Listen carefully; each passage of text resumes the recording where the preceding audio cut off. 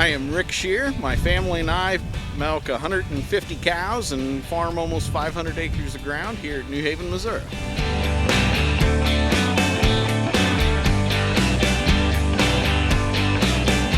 Rashonda Thornton here at Dietitian Against Diets podcast. I'm excited to be out here at this farm at Scheers Dairy Farm, and thanks to Midwest Dairy.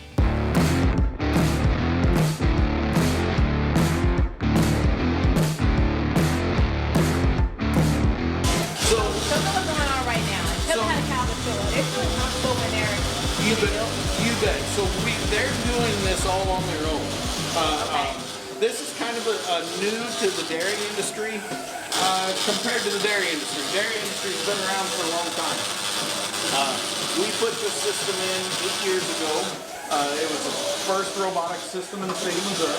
Oh, really? And Okay. so it's not brand new, but from an industry standpoint, it's the newer technology in terms of milking cows. So this gives us some more flexibility. We still have to feed the cow. We have to clean up after the cow. And sorry. What happened over here? It was cleaning the brushes Oh, up. okay. We'll get to the brushes in a minute. Got it. We still have to take care of the cow. It's taking some of the labor out of the picture. It's also providing us with a lot more information about the cow. And so we're getting more information. We're letting her work on her schedule. And that might mean getting milk more frequently. If a cow is milked more frequently, she'll get more milk.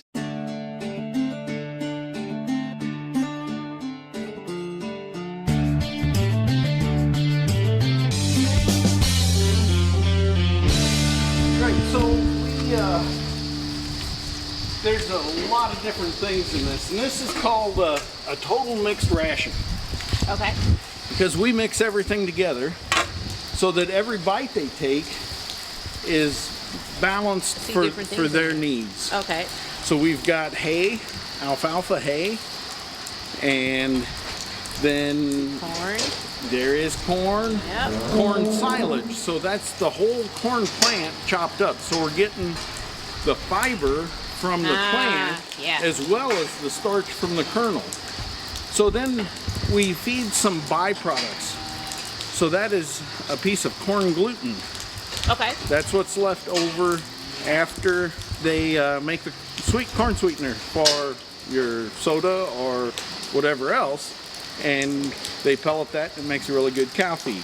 One of the biggest concerns is like the land quality and how that's promoting. So we live here. My house is right here on the farm. I raise my kids on this farm. I hope to leave it to future generations. So it's important for me to protect the quality of the water, the integrity of the land, because I'm not the first. My great grandpa bought this piece of ground over 100 years ago. And so, from that standpoint, and using up the land, quote, using up the land, I don't want to do that because I want to leave it better than I found it.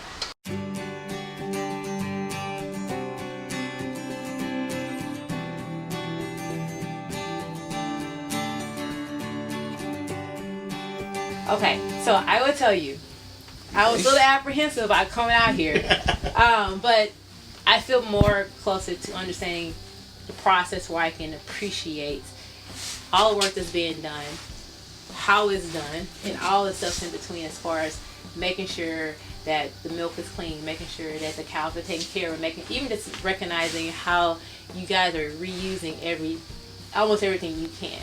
And so as I'm stepping out into why I'm going to buy my Greek yogurt or my cottage cheese, like I have more confidence in why I'm doing it outside of the nutrient portion of it. So I so appreciate you taking the time to have a city girl come out here to the Midwest farm to really step my foot into what it looks like through your lenses. It's been awesome. So thanks for coming. I'm a big fan forever. Good deal. Yes. So they Rick here. Was it Rick? Rick. I said it right. Rick here at Scheers Farm. He makes his products to where he has integrity involved and top of care. And that's only going to be reflected as more as we continue to as you continue to do your thing. You bet. Yeah, so I know I will see you again, right? You bet. Some event. We Somewhere will. down Yes. the road. Yes. Well, thanks for having us coming out here. You bet. Yes.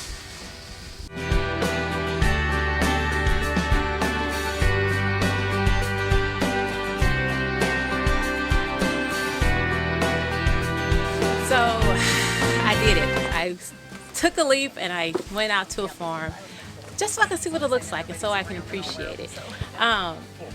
Just this morning for breakfast I have my cottage cheese and I have my Greek yogurt on a regular basis, and I do it because I just know it's healthy for me, but it's a big difference when I'm actually doing it and I kind of see where it comes from and the steps in the process, and that's what I learned here on the farm. What stood out to me was the care of the cows. You never really know what it looks like behind the scenes. When you go and you recognize how they take the time to make sure that they're comfortable, they are fed around the clock, so they are never in need for not eating. But they're already naturally docile animals, but the environment they're in just makes it even to where they're more comfortable, which leads to them having the ability to be able to produce milk on a regular basis, causing no harm to them, no distress. And the other piece of it is they use everything they have on their land. They use their land to feed their cows, and then what their cows eat, the manure that comes from it, they use that to go back into the ground for more feed. On top of that, they find ways to use their water supplies at least 3 to 4 times over. And so when I'm seeing this and understanding it from this perspective inside the farm doors, it helps me to appreciate why I'm grabbing that Greek yogurt, why I'm grabbing that cottage cheese on a regular basis. So as a dietitian, as a parent, as a consumer, I am completely sold on understanding and appreciating the different steps when it comes to dairy farming.